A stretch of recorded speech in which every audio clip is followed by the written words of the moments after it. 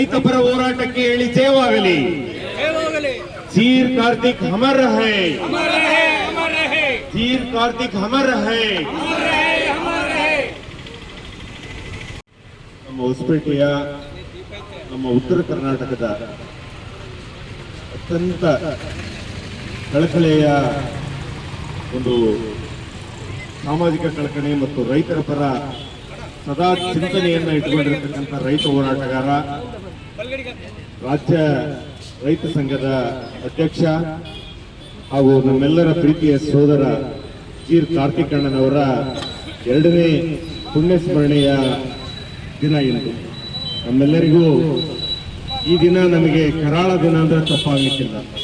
ಈ 2 ವರ್ಷದ ಹಿಂದೆ 30ನೇ ತಾರೀಕಿನ ದಿನ ಸಂಜೆ ಬೆಳಗಿನ ಜಾವ ಅವರು ರೈತ ಪರ ಹೋರಾಟಕ್ಕಾಗಿ ರೈತರ ಬಗ್ಗೆ ಕಾಳಜಿ ಇಟ್ಟುಕೊಂಡು ಗಿಣಿಗೇರಿ ಭಾಗ ಕಡೆಗೆ ಅವರು ಹೋದಾಗ ಅವರ ಆಕ್ಸಿಡೆಂಟ್ ಆಯಿತು.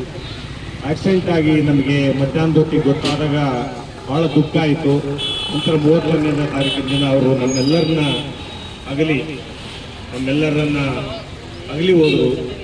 ಆ ಒಂದು ಕರಾಳ ದಿನವನ್ನು ನಾವು ಇವತ್ತು ನೆನಪಿಸಿಕೊಂಡ್ರೆ ಬಹಳ ದುಃಖ ಅನ್ಸುತ್ತೆ.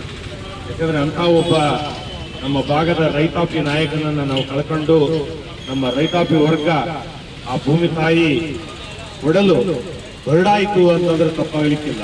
ಯಾಕಂದ್ರೆ ಅಂತ ಒಂದು ಕಳಜಿಯನ್ನ ಇಟ್ಕೊಂಡು ಒಂದು ರೈತ ಸಂಘವನ್ನೇ, ಯಾಕಂದ್ರೆ ರೈತ ಸಂಘವನ್ನ ಬರೀ ಬೆಂಗಳೂರು ಭಾಗದವರು ಮೈಸೂರು ಭಾಗದವರು ಕಟ್ತಾ ಇದ್ದಿದ್ರು ಮೊದಲೆಲ್ಲ. ನಂತರ ಉತ್ತರ ಕರ್ನಾಟಕದಲ್ಲಿನೇ ಒಂದು ರೈತ ಸಂಘವನ್ನ ಸ್ಥಾಪನೆ ಮಾಡಿ ಅದಕ್ಕೊಂದು ಒಳ್ಳೆಯ ರೀತಿಯ ಗುರಿ ಮತ್ತು ಉದ್ದೇಶವನ್ನು ಇಟ್ಕೊಂಡು ಸಂಘವನ್ನ ಸ್ಥಾಪನೆ ಮಾಡಿ, ಯಾಕಂದ್ರೆ ಅವತ್ತಿನ ದಿನದಲ್ಲಿ ಆತ ರೈತಾಪಿಯ ರೈತರು ಕೆಲವೊಂದು ಮುಖಂಡರುಗಳು ಆ ಷಡ್ಯಂತ್ರಗಳಿಗೆ ಅವರ ಒಂದು ಕೆಲವೊಂದು ಪಿತೂರುಗಳಿಗೆ ಈತ ಯಾವುದೇ ರೀತಿ ಮಣೆ ಹಾಕಲಿಲ್ಲ. ಯಾಕಂದ್ರೆ ಆ ರೀತಿಯ ನಾಯಕರನ್ನು ನಾವು ನೋಡಿರ್ತಕ್ಕಂಥದ್ದು ಕೆಲವು ಜನ ರೈತರ ನಾಯಕರು, ಅಂದ್ರೆ ಸನ್ಮಾನ್ಯ ನಂಜುಂಡಸ್ವಾಮಿ ಅವರು ಅಂತ ವರ್ಗದಾಗ ಈತ ಸೇರ್ತಾರಂದ್ರೆ ತಪ್ಪಾಗ್ಲಿಕ್ಕಿಲ್ಲ. ಆ ರೀತಿ ಅವತ್ತಿನ ದಿನದಲ್ಲಿ ಅವರ ಬೆಳೆಸಿರ್ತಕ್ಕಂಥ ಕೆಲವೊಂದು ರೈತರನ್ನ ಕಡೆಗಣಿಸ್ತಕ್ಕಂಥ ರೀತಿ ಮತ್ತು ಸರ್ಕಾರದ ಜೊತೆಗೆ ಓಲೈಕೆಗಳು ಮತ್ತು ಅಡ್ಜಸ್ಟ್ಮೆಂಟ್ ರಾಜಕೀಯಗಳನ್ನ ಸಿಡಿದು ಹೊರಗಡೆ ಬಂದು ರಾಜಕೀಯ ಒಂದು ರೈತ ಸಂಘವನ್ನ ಸ್ಥಾಪನೆ ಮಾಡಿದ.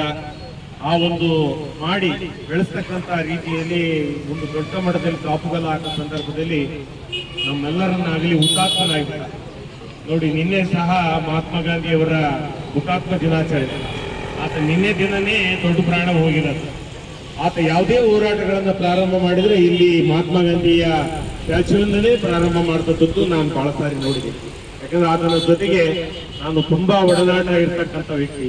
ನಾನು ಆತನ ವಯಸ್ಸಿನಲ್ಲಿ ನನಗಿಂತ ಚಿಕ್ಕವನಾದರೂ ಆ ಒಂದು ನಾಯಕತ್ವ, ಆ ಒಂದು ಇದ್ದದ್ದು ನೋಡಿದ್ರೆ ನನಗಿನ ಒಂದು 100 ಪಟ್ಟು ದೊಡ್ಡ ಸ್ಥಾನದಲ್ಲಿ ನಾನು ಆತನ ನೋಡ್ತಾ ಇದ್ದೆ. ನಾನು ಹೇಳ್ತಾ ಇದ್ದೆ, ಇಲ್ಲ ನೀನು ಸ್ವಾಮಿಯರ, ನೀವು ನನ್ನ ಜೊತೆಗೆ ಬರಬೇಕು, ನಾನು ಈ ಒಂದು ಸಂಘ ಕಟ್ಟಿದ್ದೀನಿ, ನೀವು ರಾಜ್ಯ ಮಟ್ಟದಲ್ಲಿ ಏನಾದರೂ ಜವಾಬ್ದಾರಿ ತಗೊಂಡು ನನ್ನ ಜೊತೆಗೆ ಇರಿ ಅಂತ. ಇಲ್ಲ, ನಾನು ಬರ್ತೀನಿ, ಸಮಯ ನಾನು ಸ್ವಲ್ಪ ಕೆಲವೊಂದು ಉದ್ದೇಶಗಳನ್ನು ಇಟ್ಕೊಂಡು ನಾನು ಇದ್ದೀನಿ, ಅವೆಲ್ಲ ಈಡೇರಿದ ನಂತರ ನಾನು ಬರ್ತೀನಿ. ಯಾಕಂದ್ರೆ ನಾನು ಸಹ ಮೂಲ ಒಂದು ರೈತಾಪಿ ಕುಟುಂಬದಿಂದ ಬಂದವನು. ನಾನು ಸಹ ಹಳ್ಳಿಗಳಲ್ಲಿ, ನಮ್ಮೂರಲ್ಲಿ ಗರಗನಾಗಲಾಪುರದಲ್ಲಿ ನಾನು ವ್ಯವಸಾಯನ ಮಾಡಿಸ್ತಾ ಇದ್ದೀನಿ, ಬರ್ತೀನಿ. ಯಾಕಂದ್ರೆ ಇವತ್ತು ಕಾರ್ಮಿಕರ ಮತ್ತು ರೈತರಿಂದ ಮಾತ್ರ ಈ ದೇಶ ಉಳ್ಳಿಕ್ಕೆ ಸಾಧ್ಯ. ಯಾವುದೇ ರೀತಿಯ ಪಕ್ಷಗಳಿಂದ ಇವತ್ತು ರೈತಾಪಿ ವರ್ಗದವರನ್ನ ಎಲ್ಲಾ ಸರ್ಕಾರಗಳು ಇವತ್ತು ದುಸ್ಥಿತಿಗೆ ತರ್ತಕ್ಕಂಥ ನಿಟ್ಟಿನಲ್ಲಿ ಇದಾವೆ. ಅದಕ್ಕೆ ನಾವು ಹೋರಾಟ ಮಾಡೋದ್ರ ಮುಖಾಂತರ ಇವತ್ತು ನಮ್ಮ ಚೀರ್ ಕಾರ್ತಿಕಣ್ಣ ಏನು ಒಂದು ಉದ್ದೇಶವನ್ನ ಹಾಕಿಕೊಂಡು ಇಲ್ಲೆಲ್ಲ ಇದೀರಿ, ಅವರ ಒಡನಾಡಿಗಳು, ಅವ್ರ ಹಿರಿಯರು ಇದೀರಿ, ಅವ್ರ ಮಾರ್ಗದರ್ಶಕರಿದೆ ಕೆಲವೊಬ್ರು. ಇಲ್ಲಿ ಹೋರಾಟಗಳನ್ನು ಅತಿ ಚಿಕ್ಕ ವಯಸ್ಸಿನ, ನಾನು ನೋಡಿದಂತೆ ಅತಿ ಚಿಕ್ಕ ವಯಸ್ಸಿನಲ್ಲಿ ರೈತರ ಹೋರಾಟಗಳನ್ನ ಮಾಡಿದಂತ ವ್ಯಕ್ತಿ. ಬಹಳ ಸಣ್ಣ ವಯಸ್ಸಂತ. ನಾನು ಕಾಲೇಜ್ ಓದ್ತಾ ಇದ್ದೆ, ವಿಜಯನಗರ ಕಾಲೇಜಲ್ಲಿ. ಅವಾಗ ದಸರಟ್ಟು ಹೊಲಕ್ಕೆ ಬರ್ತಾ ಇದ್ದ, ಚಿಕ್ಕ ವಯಸ್ಸು. ಕುಡ್ತಿನಿಂದ ಬಂದು ಇಲ್ಲಿ ಮಲ್ಲೇಶ್ವರ ಕಣ್ಯರು ಮತ್ತೆ ಅವರೆಲ್ಲ ಅವ್ರ ಜೊತೆಗೆಲ್ಲ ಅವರು ರಿಲೇಷನ್ ಅಂತ ನಮಗೆ ಅವಾಗ ಗೊತ್ತಾಗ್ತಾ ಇತ್ತು. ಹಾಗಾಗಿ ಅವರ ಉದ್ದೇಶ ಏನಿತ್ತು, ನಾವು ಲಾಸ್ಟ್ ಇಯರ್ 1ನೇ ಇದನ್ನು ಮಾಡಿದ್ವಿ ನಾವು ಪುಣ್ಯಸ್ಮರಣೆ. ಅದಕ್ಕೆ ಅವ್ರ ಮನೆಗೆಲ್ಲ ಮುಖ್ಯಮಂತ್ರಿಗಳು ಸಿದ್ದರಾಮಯ್ಯ ಅವರು ಬಂದೋದ್ರು, ಜಮೀರ್ ಅಹಮದ್ ಅವರು ಬಂದೋದ್ರು.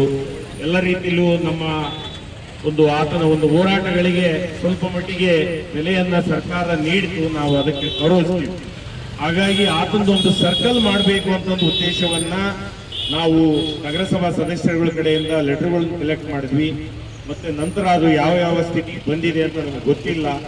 ಆತನ ಒಂದು ಹೆಸರು ಹೊಸಪೇಟೆ ನಮ್ಮ ವಿಜಯನಗರ ಜಿಲ್ಲೆಯಲ್ಲಿ ಅಜರಾಮರವಾಗಿ ಉಳಿಲಿಕ್ಕೆ ನಾವು ಏನಾದರೂ ಒಂದು ಕಾಯಕಲ್ಪವನ್ನ ಜೋಡಿಸಬೇಕು, ಮಾಡಬೇಕು.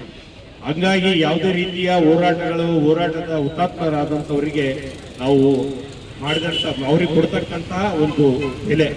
ಹಾಗಾಗಿ ಇವತ್ತು ಹೊಸಪೇಟೆಯಲ್ಲಿ ಒಂದು ಸರ್ಕಲ್ಗೆ ಅವ್ರ ಹೆಸರಿಡಬೇಕು ಅಂತಂದು ನಾವು DC ಅವರಿಗೆ ಮನವಿ ಮಾಡ್ಕೊಳ್ಳಿಕ್ಕೆ ನಮ್ಮ ಕೆಲವೊಂದು ಸ್ನೇಹಿತರು ಅಡ್ಡಾಡಿದ್ರು. ಅದನ್ನು ಮುಂದಿನ ದಿನಗಳಲ್ಲಿ ನಾವೆಲ್ಲರೂ ಸೇರಿ ಅದನ್ನು ಮಾಡೋಣ. ಅವರು ಯಾಕಂದ್ರೆ ಆ ಒಂದು ಸರ್ಕಲ್ಗೆ ಅವ್ರ ಹೆಸರಿದ್ರೆ ಜೀರ್ ಕಾರ್ತಿಕ್ ಏನ್ ಹೋರಾಟ ಮಾಡಿದ್ದ ಅನ್ನೋದು ಅವು ಆತನ ತತ್ವ ಸಿದ್ಧಾಂತಗಳು, ಆ ರೈತಪರ ಹೋರಾಟಗಳು, ನಿಮ್ಮೆಲ್ಲರ ಆ ಮಾರ್ಗದರ್ಶನಗಳು ಜೀವಂತವಾಗಿರ್ತವೆ. ಹಾಗಾಗಿ ನೆನಪುಗಳು ನಮಗೇನಂದ್ರೆ ನಮಗೆ ಆದರ್ಶಪ್ರಾಯಕ್ಕಾಗಿ ಬೇಕು. ಯಾಕಂದ್ರೆ ಇವತ್ತು ಮಹಾತ್ಮ ಗಾಂಧಿ ಸ್ಟ್ಯಾಚ್ಯೂ ಇದೆ, ಯಾಕಂದ್ರೆ ಅವರ ಹೋರಾಟ ಮಾಡಿ ಬಂದಿದ್ದು ಅವೆಲ್ಲವೂ ಆ ಮಹಾತ್ಮನ ನೋಡಿದ ಕೂಡಲೇ ನಮಗೆ ನೆನಪಾಗಬೇಕು. ಹೀಗಾಗಿ ಅವೆಲ್ಲ ಬೇಕಾಗಿರೋದು ನಮ್ಮೆಲ್ಲರ ಮುಂದಿನ ಪೀಳಿಗೆಗೆ ಈ ಹೋರಾಟಗಳು ಉಳಿಬೇಕು ಅಂದ್ರೆ ಹೋರಾಟಗಾರರ ಒಂದು ಏನಂದ್ರೆ ಅವರ ಹೆಸರು ಮತ್ತು ಕುರುಹುಗಳು ಉಳಿದಾಗ ಮಾತ್ರ ಸಾಧ್ಯ ಅಂತ ಒಂದು ಈ ಕಾರ್ಯಕ್ರಮದ ಶ್ರದ್ಧಾಂಜಲಿ ಇವತ್ತು 2ನೇ ಪುಣ್ಯಸ್ಮರಣೆಯ ಕಾರ್ಯಕ್ರಮಕ್ಕೆ ರಾಜ್ಯ ನಾಯಕರು ಬಂದಿದ್ದಾರೆ. ಮಾಲ್ತೇಶ್ ಪೂಜಾರಣ್ಣನವರು, ಅವರಿಗೂ ನಾನು ಈ ಸಂದರ್ಭದಲ್ಲಿ ಈ ಒಂದು ಕಾರ್ಯಕ್ರಮಕ್ಕೆ ಸ್ವಾಗತವನ್ನು ಬಯಸ್ತೇನೆ. ಅವರ ತತ್ವ ಸಿದ್ಧಾಂತಗಳನ್ನ ಅವರ ಕುಟುಂಬದವರೇ ಆಗಿರ್ತಕ್ಕಂಥ ಅಕ್ಕ ಮುನ್ನಡೆಸ್ಕೊಂಡು, ಮತ್ತೆ ಅಮ್ಮ ಇದ್ದಾರೆ, ಅಣ್ಣ ಮುತ್ತಣ್ಣ ಇದ್ದಾರೆ, ಮತ್ತೆ ಎಲ್ಲ ನಮ್ಮ ಮಾಂತೇಶ್, ನಮ್ಮ ಹಿರಿಯರು, ಪ್ರತಿಯೊಬ್ಬರು ನೀವೆಲ್ಲರೂ ಇದ್ದೀರಿ. ನಿಮ್ಮ ಹೆಸರುಗಳನ್ನ ನಾನು ಹೇಳ್ತೇನೆ, ತಪ್ಪು ತಿಳ್ಕೊಬೇಡಿ. ನಿಮ್ಮೆಲ್ಲರನ್ನು ಸ್ವಾಗತಿಸ್ತಾ ಈ ಒಂದು ನಮ್ಮ ಕಾರ್ತಿಕಣ್ಣನ ಆತ್ಮಕ್ಕೆ ಶಾಂತಿ ಸಿಗಲಿ. ಆತನ ಏನು ಯೋಚನಾತ್ಮಕವಾದಂತಹ ಏನ್ ಸಿದ್ಧಾಂತಗಳು ಏನೆಲ್ಲ ಇತ್ತು ಅವನ್ನ ನಾವು ಜೀವಂತಗೊಳಿಸೋಣ. ರೈತಪರ ಹೋರಾಟಗಳನ್ನ ಹೆಚ್ಚಿಗೆ ಮಾಡೋಣ. ಯಾಕಂದ್ರೆ ನಾನು ನೋಡ್ತಾ ಇದ್ದೀನಿ, ಅದು ಹೋದ ನಂತರ ಹೋರಾಟಗಳು ಬಹಳ ಕಡಿಮೆ ಆಗಿದ್ದಾವೆ. ಮೊದಲೆಲ್ಲ ಕಮಲಾಪುರ ಕೆರೆ ನೀರು ಬಿಡೋದಿರ್ಬೋದು, ಕಾಲುವೆದಿಂದ ನೀರು ಬಿಡೋದಿರ್ಬೋದು, ವಾರಕ್ಕೆ 15 ದಿನಕ್ಕೆ ಏನಾದ್ರೂ ಒಂದು DC-ಗೆ ಆಗಲಿ SP-ಗೆ ಆಗಲಿ ಏನಾದ್ರೂ ಒಂದು ಮನವಿ ಕೊಡ್ತಕ್ಕಂಥ ಕೆಲಸ ಬಹಳ ಕ್ರಿಯಾಶೀಲವಾಗಿ ಇಟ್ಕೊಂಡಿದ್ದೆ. ನಾನು ಬಹಳ ಆತನ ಹೋರಾಟಗಳನ್ನು ಬಹಳ ಮೆಚ್ಚುವಂತಿದ್ದೆ ಆತ.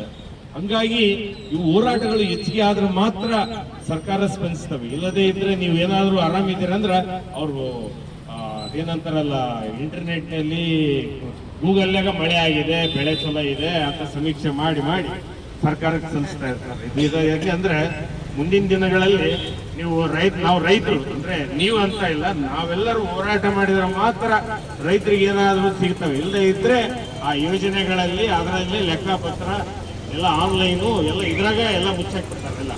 ಹಂಗಾಗಿ ಹೋರಾಟಗಳಂತ ನಾವು ಕೇಳ್ತಾ ಇರಬೇಕು. ಹಸಿರು ಟವಲಿನ ಕೆಲಸ ಇದಲ್ಲ. ಇದು ಹೆಂಗೆ ಅಂದ್ರೆ ನಾವು ಮಳೆ ಬರಲಿ ಬೆಳೆ ಬರಲಿ ಏನು ಬರಲಿದ್ರು ಹೆಂಗೆ ನೋಡ್ರಿ, ನಾವು ಕಿತ್ತುತ್ತೀವಿ, ಮತ್ತೆ ನಾವು ಒಳ್ಳೆ ಬೆಳೆ ಬರುತ್ತೆ ಅಂತ ಆಸೆ ಇಟ್ಕೊಂಡು ಬದುಕ್ತೀವಿ. ಜಗತ್ತಿನಲ್ಲಿ ಆಶಾವಾದಿಯಾಗಿ ಬದುಕ್ತಕ್ಕಂಥ ಒಬ್ಬ ಸಂತ ಋಷಿ ಅಂದ್ರೆ ಒಬ್ಬ ರೈತ ಮಾತ್ರ.